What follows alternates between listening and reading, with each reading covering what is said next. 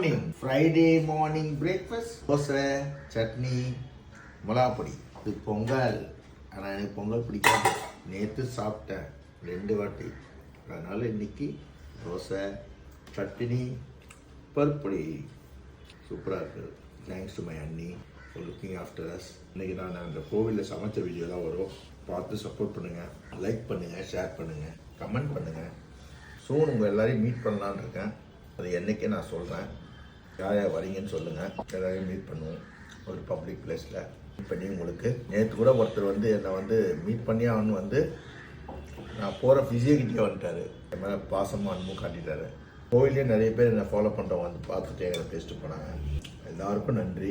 அன்பு ஒன்றே அனாதை, அன்பை ஆதரிங்கள். சாப்பிடும் போது உங்களுக்கு வசதி இருக்கா? ஒரு 4 பேருக்கு சாப்பாடு வாங்கி கொடுத்துருப்பாங்க.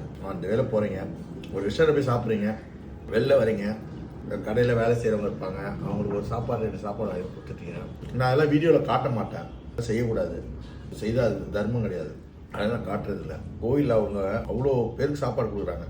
அவங்க எப்படி கொடுக்குறாங்கன்னு எனக்கு தெரியாது, ஆனால் சாப்பாடு கொடுக்குறாங்க, நல்ல சாப்பாடு கொடுக்குறாங்க. அவ்வளோ பேர் சாப்பிட்டு போகிறாங்க.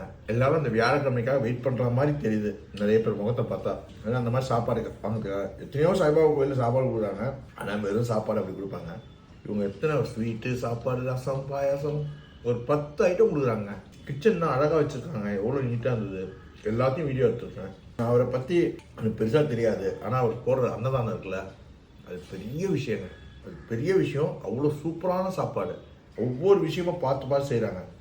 இது மார்க்கெட்டிங் இல்லை, ஒன்றும் இல்லை. நான் கண்ணு இருக்க பார்த்தேன், எதாச்சியாக உள்ளே போனேன், பார்த்தா அப்படி இருந்தது. அவர் சொல்ல நான் மனுஷன் கிடையாதுல்ல, நல்லது சொல்கிறது தப்பு கிடையாது.